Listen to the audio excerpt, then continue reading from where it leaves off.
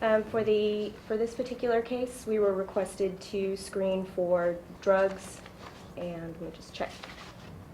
A THC in general screen, and in parentheses, alprazolam. And would the testing that was done on the blood submitted also show the presence of Ambien if it was present? Yes, we do see Ambien, which chemical name is zolpidem. We would have seen that. And you stated in parentheses it said alprazolam. What did you say? I'm sorry. I'm sorry. The name of the drug is alprazolam. It's commonly marketed under the name Xanax.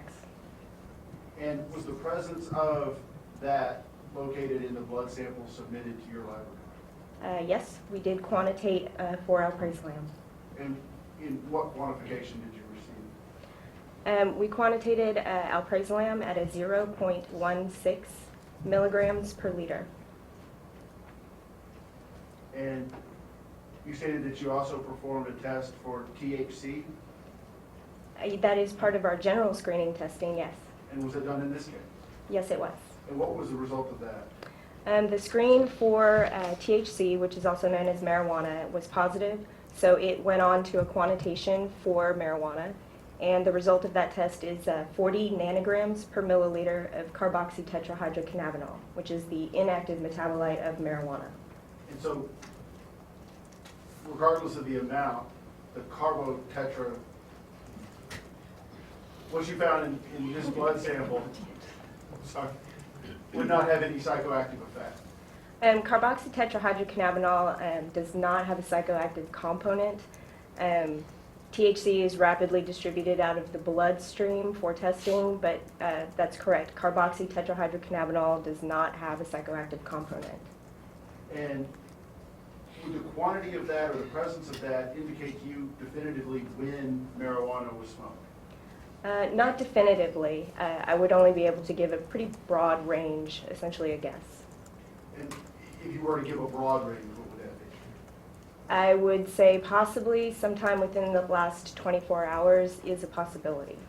From the date the blood, or the time the blood was drawn? That's correct. And what about the quantification or the presence of alprazolam? Well, the presence of alprazolam, I would say, I wouldn't be able to say exactly when it was taken. That is dependent upon the dose that was taken. However, generally speaking, between the time that a blood sample is drawn, between the time of an event is typically a few hours. Generally speaking, the amount of alprazolam or the concentration of most drugs is generally going to be pretty much the same. Mr. McCall, my name is Russ Hunt. How does the 0.16 milligrams per liter compare with other tests that you've done? Is that a very high level or low level, or can you recall? In the cases that I've tested with the presence of alprazolam, this would be a high level, is what my opinion would be. In typical driving cases, this would be a level that I see quite often. In cases of death investigation at therapeutic doses, I would expect to see a much lower dose. So if a person was just taking that for therapeutic dosage, that's not a number that you would expect to see at all? That's not a number I would expect to see, no. And so you would expect the therapeutic dose to be far lower than this? I would expect a therapeutic dose, generally speaking, to be much lower, yes. Okay. So let's say that the person who this blood came from, the blood that was arrested at approximately 2 o'clock in the morning, and the blood was drawn at approximately 9 o'clock in the morning, so 7 hours later.